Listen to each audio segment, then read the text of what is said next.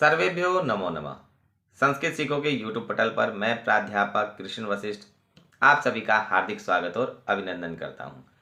आज मैं हाजिर हूं एक और नई वीडियो लेकर, जो कि प्रश्न निर्माण पर रहेगी। प्रश्न निर्माण पर बच्चों को अक्सर समस्या आती है और कई मैसेज भी आए कि प्रश्न निर्माण पर एक वीडियो बनाई जाए। तो आज का विषय इस वीडियो का प्रश्न निर्माण रहेगा। यह है 9वीं 10वीं 11वीं और 12वीं सभी कक्षाओं के लिए विशेष रूप से उपयोगी है, लेकिन बोर्ड की परीक्षा को ध्यान में रखते हुए 10वीं कक्षा के इसमें उदाहरण लिए गए हैं। अर्थात इस सारी वीडियो में जो उदाहरण लिए गए हैं वो 10वीं कक्षा से हैं, लेकिन अगर आप कॉन्सेप्ट को समझें तो 9वीं से लेकर 12वीं तक सभी कक्षाओं के लिए ये विशेष रूप से ये वीडियो उपयोगी रहेगी। तो जिन बच्चों को प्रश्न निर्माण करने में समस्या रहती हो तो वो आप इस वीडियो के द्वारा अपनी कमजोरी को दूर कर सकते हैं। और वीडियो को शुरू करने से पहले एक विशेष आग्रह अनुग्रह, अगर आप चैनल पर नए हैं, पहली बार वीडियो को देख रहे हैं तो कृपया चैनल को सब्सक्राइब करें, वीडियो को लाइक करें और सब्सक्राइब करते वक्त बेल आइकन को जरूर दबाएं ताकि सभी नोटिफिकेशन आप तक पहुंच जाएं। आइए शुरू करें। तो प्रश्न निर्माण जब आप करते हैं तो कुछ ध्यान रखने योग्य बिंदु होते हैं कि किन बातों का हमें विशेष ध्यान रखना होता है, उन्हें हम जानते हैं।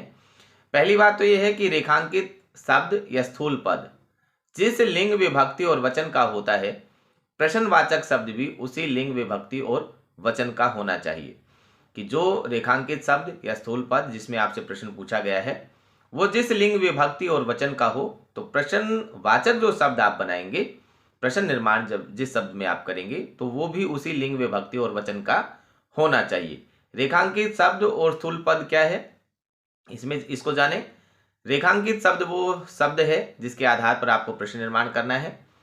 उसके नीचे एक तिरछी रेखा लगी हुई होती है, अर्थात प्रश्न पत्र में आपको प्रश्न निर्माण का जो प्रश्न मिलेगा उसमें एक शब्द होगा जिसके आधार पर आपको प्रश्न निर्माण करना है, उसके नीचे एक तिरछी लाइन लगी होगी, वही रेखांकित पद होगा, वही शब्द होगा। और स्थूल पद का क्या अर्थ होगा, वह शब्द जिसके आधार पर आपको प्रश्न निर्माण करना है और वह पूरे वाक्य में बड़ा करके लिखा हुआ होता है। जो वाक्य आपको दिया गया है जिसमें आपको प्रश्न निर्माण करना है तो उसमें एक शब्द ऐसा होगा जो बाकी के शब्दों से बड़ा होगा। उसका फॉन्ट या तो डार्क हो सकता है या थोड़ा सा फॉन्ट का साइज बड़ा हो सकता है, तो वो स्थूल पद आपको एकदम देखने भर से ही पता चल जाएगा। अब हम थोड़ी सी बेसिक जानकारी ले लेते हैं कि संस्कृत में 3 लिंग होते हैं। आप सभी जानते हैं, लेकिन एक बार हम थोड़ा सा इसको दोहरा लेते हैं। और 3 लिंग है, पुल्लिंग, स्त्रीलिंग और नपुंसक लिंग। आप ये भी जानते हैं कि संस्कृत में 3 वचन होते हैं, एक वचन, द्विवचन और बहुवचन। और संस्कृत में 7 विभक्तियां होती हैं और संबोधन भी एक होता है, लेकिन सर्वनाम शब्दों में संबोधन का इस्तेमाल नहीं किया जाता है, आप ये जानते हैं। तो विभक्तियों की अगर संख्या की बात होगी तो 7 विभक्तियां होती हैं। और विभक्ति, कारक और उनके चिन्ह से आप परिचित हैं ही कि प्रथमा विभक्ति जहां होती है वहां कर्ता कारक होता है, चिन्ह उसका ने होता है। इसी प्रकार से आप सभी इसको जानते हैं, ज़्यादा इसमें समय व्यतीत नहीं करते हैं। अगर फिर भी अगर आपको ये नहीं आता है तो आप इसका स्क्रीनशॉट लेकर इसको दोहरा सकते हैं, एक बार याद कर सकते हैं।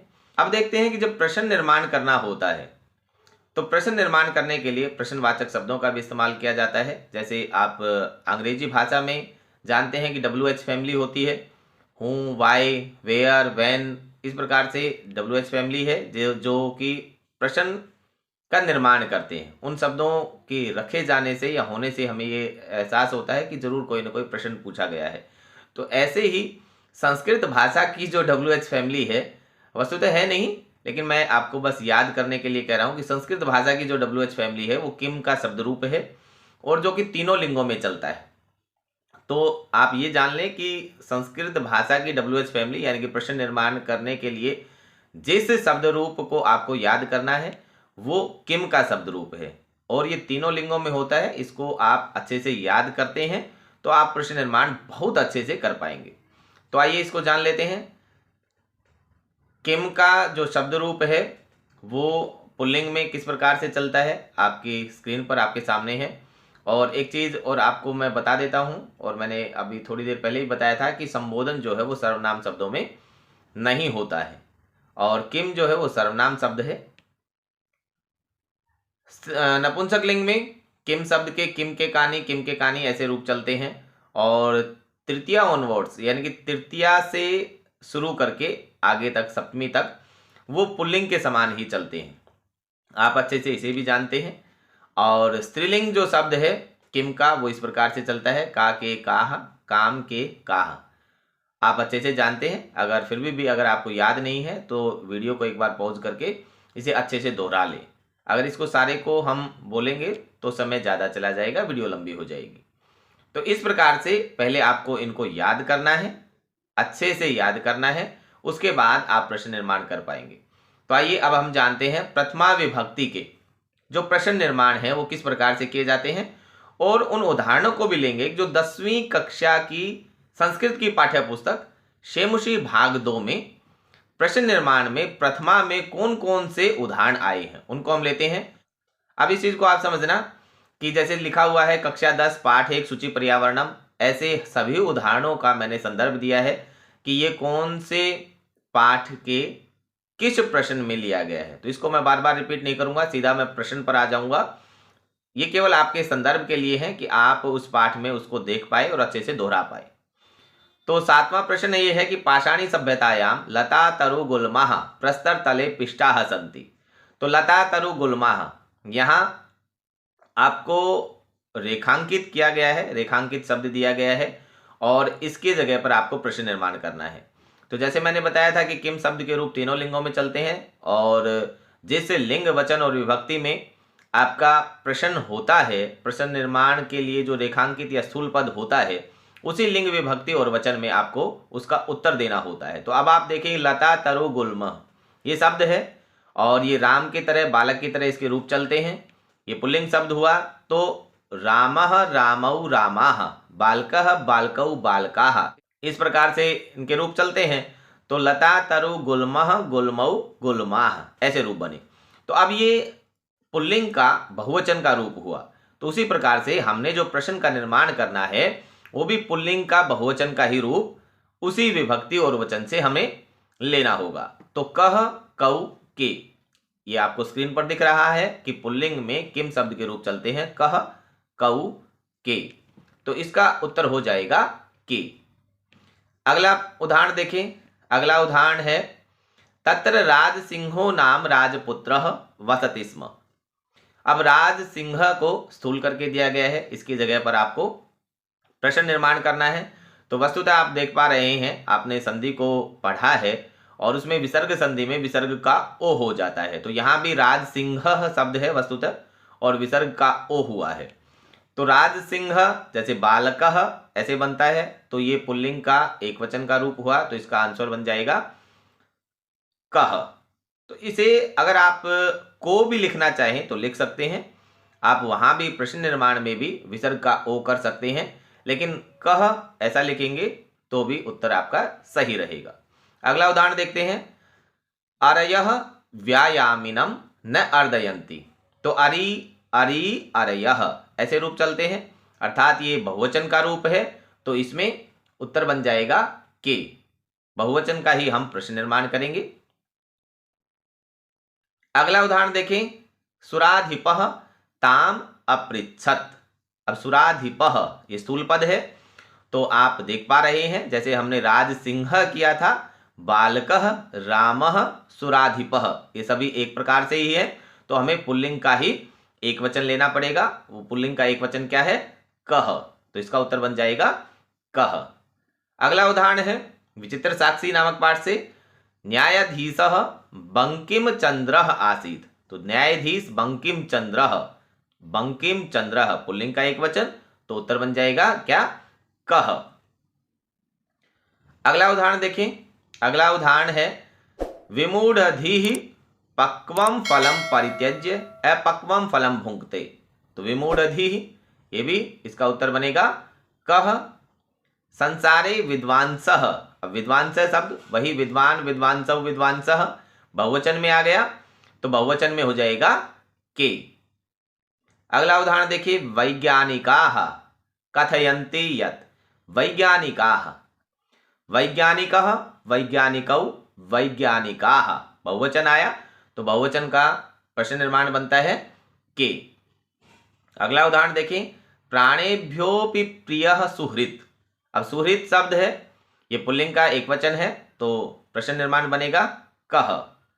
प्रीताभ्यः प्रकृतिभ्यः राजानः। राजा, राजानौ, राजानः, इस प्रकार से रूप चलते हैं राजा के, राजन शब्द से।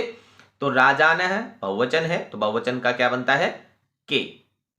अगला उदाहरण देखें, मालाकारः तोयैः तरोः पुष्टिं करोति। तो मालाकारः, बालकः, रामः, एक वचन है आप जानते हैं, तो उत्तर बनेगा यानी कि प्रश्न निर्माण बनेगा कः। पतंगाः अंबरपथम आपेदिरे। पतंगाः बहुवचन है तो रामः, रामौ, रामाः, तो इसी प्रकार से उत्तर बन जाएगा के। जलदः, जलदः एक वचन है तो उत्तर होगा कः। तो इस प्रकार से जिस लिंग विभक्ति और वचन में आपसे प्रश्न पूछा गया है उसी लिंग विभक्ति और वचन में आपको उत्तर देना है। अब देखते हैं किम शब्द के नपुंसक लिंग का कोई उदाहरण है क्या हमारी पुस्तक में। तो उसका एक उदाहरण हमारे 12वें पाठ में आया है, भृंगाः रसाल मुकुलानि समाश्रयन्ते। तो रसाल मुकुलानि, किम के कानि, मुकुलम, मुकुले, मुकुलानि, ऐसे रूप चलते हैं। तो ये प्रथमा का बहुवचन का रूप है तो प्रथमा के बहुवचन का ही हम प्रश्न निर्माण करेंगे और बन जाएगा कानि। अब द्वितीय विभक्ति के उदाहरण देखते हैं। व्याघ्रम दृष्ट्वा धूर्तः श्रृगालः अवदत्। अब व्याघ्रम दृष्ट्वा, व्याघ्रम यानी कि बालकः, बालकौ, बालकाः, बालकम, बालकौ, बालकान, ऐसे रूप चलते हैं बालक के जो आपको याद हैं, आपने याद कर रखे हैं। तो उसी प्रकार से व्याघ्रः, व्याघ्रौ, व्याघ्राः, व्याघ्रम। अब ये द्वितीया है तो द्वितीया का एक वचन है तो द्वितीया का एक वचन किम शब्द का क्या बनेगा कम। तो यही इसका उत्तर हो जाएगा, प्रश्न निर्माण हो जाएगा। अगला देखें, पुत्रम द्रष्टुम सह प्रस्थितः। पुत्रम तो क्या आंसर बनेगा कम। अगला उदाहरण देखें, तदिदानीं भूकंप कारणम, भूकंप कारणम, तो क्या हो जाएगा किम, क्योंकि ये नपुंसक लिंग शब्द है। किम के कानि भूकंप कारणम, तो बन जाएगा किम। नपुंसक लिंग शब्द हो तो नपुंसक लिंग के आपको रूप चलाने हैं, पुल्लिंग शब्द है तो पुल्लिंग के, और स्त्रीलिंग शब्द है तो किम शब्द के स्त्रीलिंग के रूप आपको चलाने हैं। स्त्रीलिंग का उदाहरण देखते हैं। सर्वे प्रकृति मात्रम प्रणमन्ति।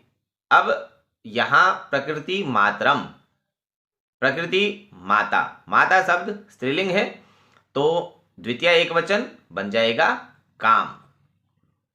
अगला देखें, अंभोदाः वृष्टिभिः वसुधाम आद्रयन्ति। वसुधाम तो क्या बनेगा, वसुधा शब्द से द्वितीय एक वचन वसुधाम, तो किम शब्द से स्त्रीलिंग में ही द्वितीय एक वचन काम।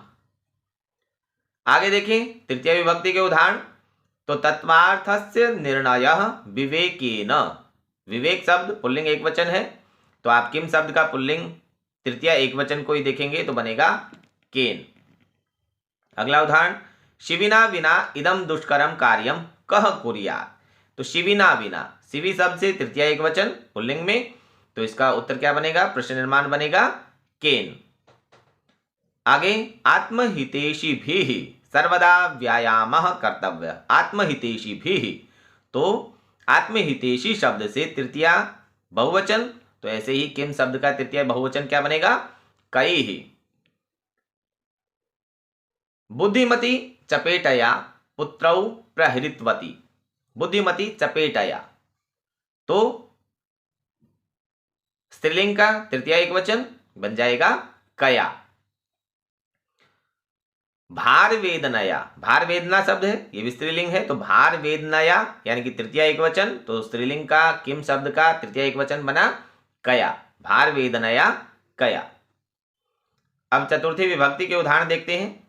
तो ये उदाहरण है, सौहार्दम प्रकृतेः शोभा, इस पाठ से, वानरः आत्मानं वनराज पदाय योग्य मन्यते। तो वनराज पदाय चतुर्थी है, एक वचन है, वनराज पद एक शब्द है जो कि पुल्लिंग शब्द है, चतुर्थी एक वचन उसका वनराज पदाय बनता है। तो ऐसे ही हमें किम शब्द का चतुर्थी एक वचन पुल्लिंग में इसका उत्तर बनाना है। तो वो प्रश्न निर्माण बनेगा कस्मै। करुणापरो गृही तस्मै आश्रयम प्रायच्छत। तो तस्मै के लिए बन जाएगा कस्मै। जनकेन सुताय, सुत शब्द से चतुर्थी एक वचन, तो किम का चतुर्थी एक वचन कस्मै। आगे देखें, पुरा त्वया मह्यम व्याघ्रत्रयम। तो मह्यम चतुर्थी एक वचन तो बन जाएगा कस्मै। अब पंचमी विभक्ति के उदाहरण देखते हैं कि पंचमी विभक्ति में किस प्रकार से प्रश्न निर्माण होते हैं। तो उदाहरण देखते हैं, त्वम मानुषात विभेषी। मानुषात मनुष्य से पंचमी विभक्ति आ गई, तो इसके लिए आ जाएगा कस्मात। अयम अन्येभ्यो दुर्बला, यह अन्यों से दुर्बल है, अन्यों से दूसरों से। तो अन्य शब्द से पंचमी बहुवचन है, तो इसका उत्तर बनेगा केभ्य और केभ्यो। मैंने बताया था कि विसर्ग का ओ हो जाता है, तो आप केभ्य भी लिख सकते हैं और केभ्यो भी लिख सकते हैं, दोनों ही ठीक रहेंगे। अगला उदाहरण षष्ठी विभक्ति से है, उद्याने पक्षिणाम कलरवम चेतः प्रसादयति। पक्षिणाम, तो पक्षी शब्द से षष्ठी बहुवचन, तो पक्षी शब्द से षष्ठी बहुवचन अगर है तो हमें ऐसे ही पुल्लिंग का षष्ठी बहुवचन देखना पड़ेगा, तो बन जाएगा केशाम। तो केशाम कलरवम ऐसे हो जाएगा। अगला उदाहरण है शरीरस्य। अब शरीर शब्द से षष्ठी एक वचन है, तो किम शब्द का पुल्लिंग षष्ठी एक वचन कस्य बनेगा। और गात्राणाम, गात्र शब्द से षष्ठी बहुवचन है, तो ऐसे ही किम शब्द से पुल्लिंग में षष्ठी बहुवचन आप बनाएंगे तो बनेगा केशाम। गात्राणाम केशाम। प्रकृत्याः सन्निधौ वास्तविकम सुखम विद्यते। प्रकृत्याः, प्रकृति शब्द से षष्ठी विभक्ति में प्रकृत्याः और प्रकृतेः दोनों ही शब्द रूप बनते हैं। यहाँ प्रकृत्याः शब्द आया है, तो ये प्रकृति शब्द है, स्त्रीलिंग है, तो हमें भी किम शब्द का स्त्रीलिंग चलाना पड़ेगा। और किम शब्द का स्त्रीलिंग का षष्ठी एक वचन बनेगा कस्याः। मयूरस्य नृत्यम प्रकृतेः आराधना। अब यहाँ प्रकृति से प्रकृतेः बना है, ये भी षष्ठी का एक वचन है, तो इसका भी स्त्रीलिंग में किम शब्द का षष्ठी का एक वचन हमें प्रश्न निर्माण में रखना है और वो बनेगा कस्याः। एक और है, धेनुनाम माता सुरभिः आसीत्। धेनु शब्द है, स्त्रीलिंग है, और धेनुनाम षष्ठी का बहुवचन है, तो हमें भी स्त्रीलिंग का षष्ठी का बहुवचन किम शब्द का बनाना पड़ेगा और वो बनेगा काशाम। तो काशाम माता सुरभि आसीत, ऐसे रूप बनेंगे। अब षष्ठी के पुल्लिंग के ही और उदाहरण हैं, चौरस्य पाद ध्वनिना अतिथि प्रबुद्धः। अब चौरस्य इसका बनेगा कस्य, क्योंकि चोर शब्द पुल्लिंग है तो हमें पुल्लिंग का ही रूप बनाना है, तो बनेगा कस्य। तत्वार्थस्य, वही तत्वार्थ शब्द है, पुल्लिंग है, तो बन जाएगा कस्य। और आत्मकल्याणम इच्छन नरः परेशान अनिष्टम न कुर्यात्। परेशान, तो ये बहुवचन है, तो इसका बन जाएगा केशाम। आगे देखें, आर्यस्य प्रसादेन। आर्यस्य, आर्य शब्द से षष्ठी एक वचन तो बनेगा कस्य। तृणानाम, तृण शब्द से षष्ठी बहुवचन है तो बन जाएगा केशाम। अब सप्तमी के उदाहरण आप देखें। सप्तमी में एक उदाहरण है, भूकंप विभीषिका विशेषेण कच्छ जनपदम ध्वंसावशेषेषु परिवर्तितवती। ध्वंसावशेषेषु, ध्वंसावशेष शब्द है और उससे सप्तमी बहुवचन में बनता है ध्वंसावशेषेषु, तो आप सप्तमी का बहुवचन शब्द ही इस्तेमाल करेंगे प्रश्न निर्माण करने में, पुल्लिंग शब्द का, और वो बनेगा किम शब्द से पुल्लिंग सप्तमी बहुवचन केशु। ऐसे ही स्वरक्षायाम। अब स्वरक्षा जो शब्द है वो स्त्रीलिंग शब्द है, तो हम किम शब्द का स्त्रीलिंग का बनाएंगे तो बन जाएगा कश्याम, क्योंकि ये सप्तमी का एक वचन है, तो एक वचन का ही आप किम शब्द का स्त्रीलिंग का सप्तमी एक वचन लगाएंगे और बनेगा कश्याम। अब हम जानते हैं प्रश्नवाचक अव्यय शब्दों को। हालांकि वो कई हैं, लेकिन आपकी पुस्तक में, पाठ्य पुस्तक में शेमुसी भाग 2 में केवल 2 प्रश्नवाचक ऐसे शब्द आए हैं जो अव्यय हैं और उनका इस्तेमाल किया गया है। तो आइए उनके उदाहरणों को और उनको जानते हैं। एक शब्द है कुत्र। कुत्र शब्द वस्तुतः किम सर्वनाम शब्द से बना है और तरल प्रत्यय लगकर बन जाता है कुत्र। और ये जो तरल प्रत्यय लगता है तो इससे बने शब्द अव्यय हो जाते हैं और ये स्थान विशेष के लिए इस्तेमाल किया जाता है, कहाँ। और इससे जो बने शब्द होते हैं वो सप्तमी विभक्ति के होते हैं। जहां भी तरल प्रत्यय लग जाता है वो शब्द अव्यय भी बन जाता है और सप्तमी विभक्ति में उसका अर्थ किया जाता है। तो जहां कहीं भी स्थान विशेष के लिए अगर हमें प्रश्न निर्माण करना होगा और वहां हम जब प्रश्न निर्माण करेंगे तो कुत्र शब्द का इस्तेमाल करेंगे जो कि सप्तमी विभक्ति के लिए होता है। और एक शब्द आता है कथम, ये भी अव्यय है जिसका अर्थ होता है कैसे, और इसका रीति और तरीके के लिए इसका प्रश्न निर्माण में प्रयोग किया जाता है। और एक शब्द है कति, ये विशेषण शब्द है और संख्या के लिए इसका इस्तेमाल किया जाता है कि अगर संख्या की बात की गई हो प्रश्न निर्माण में, आपको लगता है कि ये शब्द जो है वो संख्यावाचक है, तो आप कति शब्द का इस्तेमाल करेंगे और ये विशेषण शब्द होता है, इसके रूप बनते हैं। और एक शब्द होता है कीदृक, रूप, रंग, आकार और गुण आदि के लिए कीदृक शब्द का इस्तेमाल किया जाता है और ये भी तीनों लिंगों में होता है, इसके भी रूप चलते हैं। और पुल्लिंग में कैसा, उसके लिए कीदृश शब्द आएगा, स्त्रीलिंग में कीदृशी आएगा और नपुंसक लिंग में हम जब प्रश्न निर्माण करेंगे तो कीदृशम शब्द का इस्तेमाल करेंगे। तो आइए जानते हैं इनके उदाहरण किस प्रकार से हमारे पाठों में, किताब में, पुस्तक में लिखे गए हैं। कुत्र के लिए जो उदाहरण आए हैं वो है महानगरेषु वाहना नाम अनंताः पंक्तयः धावन्ति। तो महानगरेषु, तो पूछा गया है, किसी स्थान की बात हुई है, महानगर की बात हुई है, जगह की बात हुई है, तो हम कुत्र शब्द का इस्तेमाल करेंगे।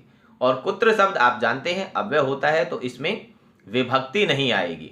कुछ बच्चे इसमें केशु भी लगा देते हैं, लेकिन ज़्यादा उचित जो शब्द है वो कुत्र बनेगा क्योंकि स्थान विशेष के लिए कुत्र शब्द का इस्तेमाल किया जाता है।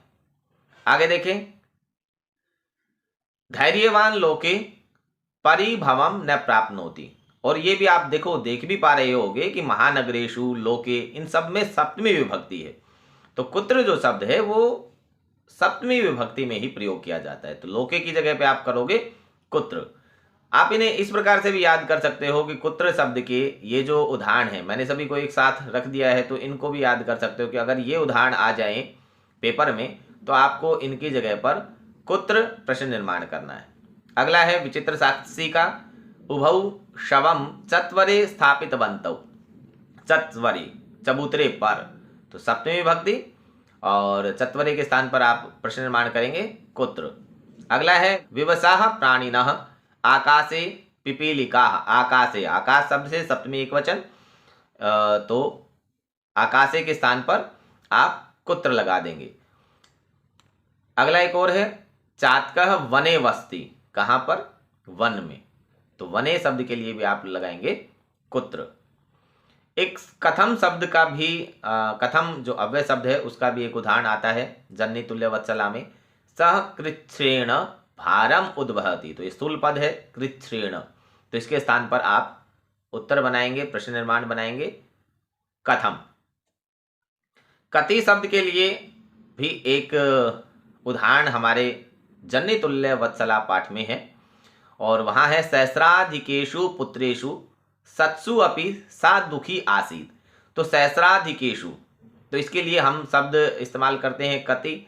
अब ये विशेषण शब्द है तो जो पुत्रेषु में जो विभक्ति है उसी विभक्ति का हम यहाँ इस्तेमाल करेंगे, तो बन जाएगा कतिषु पुत्रेषु सत्सु अपि सा दुखी आसीत। कीदृक शब्द, जैसा हमने जाना था कि कीदृशः, कीदृशी, कीदृशम, ये तीनों लिंगों में चलते हैं। तो इसके उदाहरण देखते हैं। सतशक्तियानम कज्जल मलिनम धूमम मुंचति। तो कज्जल मलिनम, तो काजल जैसा मलिन, ये नपुंसक लिंग शब्द है। मलिनम तो आप कर देंगे कीदृशम। आगे है व्यायामम कुर्वतः विरुद्धम भोजनम अपि। भोजन शब्द है, ये नपुंसक लिंग शब्द है, तो ऐसे ही विरुद्ध भी यहाँ नपुंसक लिंग है, विरुद्धम भोजनम, तो नपुंसक लिंग के लिए आप नपुंसक लिंग शब्द का ही इस्तेमाल करेंगे। और बन जाएगा कीदृशम भोजनम। तो कीदृशम इसके लिए प्रश्न निर्माण होगा। आगे है एतादृशी भयावह घटना। तो घटना का विशेषण है एतादृशी, घटना शब्द स्त्रीलिंग है, तो एतादृशी की जगह पे हो जाएगा कीदृशी। तो कीदृशी भयावह घटना।